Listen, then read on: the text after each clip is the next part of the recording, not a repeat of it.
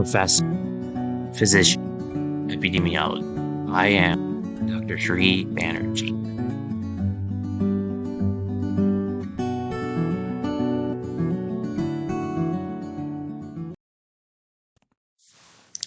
Hello, I'm Dr. Sri Banerjee, core faculty for the College of Health Sciences and Public Policy at Walden University, and with the joint instruction fellowship with Ross University School of Medicine.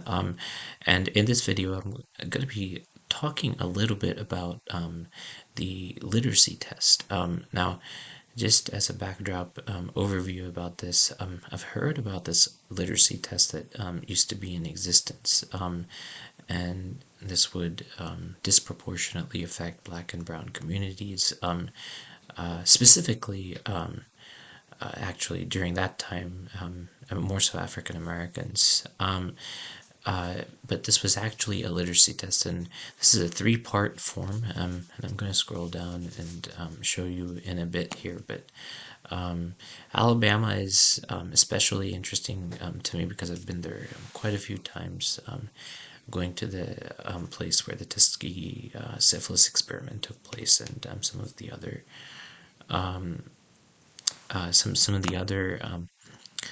gross negligence that took place in terms of not attaining informed consent, or in some cases, for instance, what happened in the syphilis experiment was that sufficient treatment, even when available, was not made available to the African American men that were a part of the study. Anyway, so let's go back to this form. This is an application for, it's from 1964, mind you, and it's an application for registration, questionnaire, and oaths. And this is to be filled in by a member of the Board of Registrars or a duly authorized clerk of the board. If applicant is married woman, she must state given name by which she is known. Anyway, so here's the full name. I'm going to just quickly scroll down through the demographics of this. Are you a member of the armed forces? Are you wife of the member of the armed forces, college student, everything? You know, all these are pretty self-explanatory and straightforward. Are you employed? Give the address of your present place. It's really interesting for historical purposes as well. Of course, how the typing is back in the 1960s versus now, where we're having computers, and many times we're not really even typing these, we're filling these out. But part 3, pay attention to part 3. This is really interesting, and the instructions are even more interesting. Part 3 of this questionnaire shall consist of one of the forms, which are insert part 3 as herein below set out. The insert shall be fastened to the questionnaire. The questions set out on the insert shall be answered according to the instruction therein set. So it's just kind of telling you about part 3. But this is where it's really telling you what the instructions are. So it says instructions A, the applicant will complete the remainder of this questionnaire before a board member and at his instruction. So this is actually going to be in front of a board member. The board member shall have the applicant read any one or more of the following excerpts from the U.S. Constitution using a duplicate form of this insert part 3.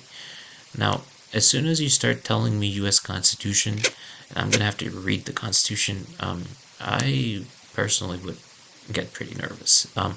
And if they're telling me that I'm going to have to read it in front of somebody, a board member, somebody who I've never seen before, that would make me even more nervous. So just saying this, just reading these instructions out, I can see how people would be deterred from even voting. So going into the board member shall keep in his possession the application with its inserted part 3 and shall mark thereon the words missed in reading by the applicant. And so I'm going to read some of these. But as you can see, this is quite unfair.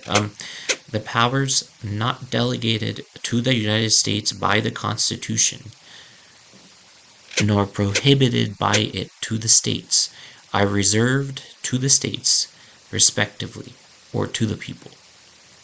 Now that is a difficult sentence, and I would miss quite a few words if I didn't have the level of literacy that I do.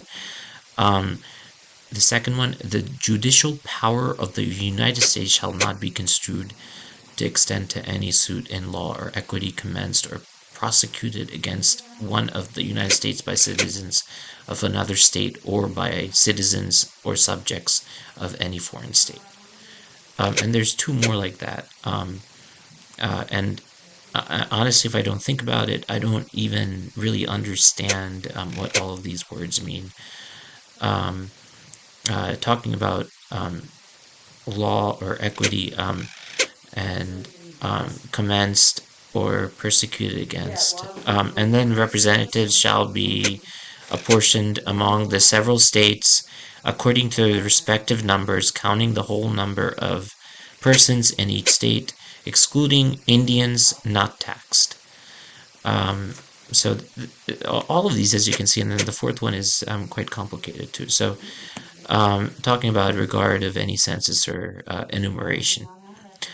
So the board shall then have the applicant write several words or more, if necessary, to make a judicial determination of his ability to write. The writing shall be placed below so that it becomes a part of the application. If the writing is illegible, the board member shall write in parentheses beneath the writing the words the applicant was asked to write. So and this is where they would write and then sign the application.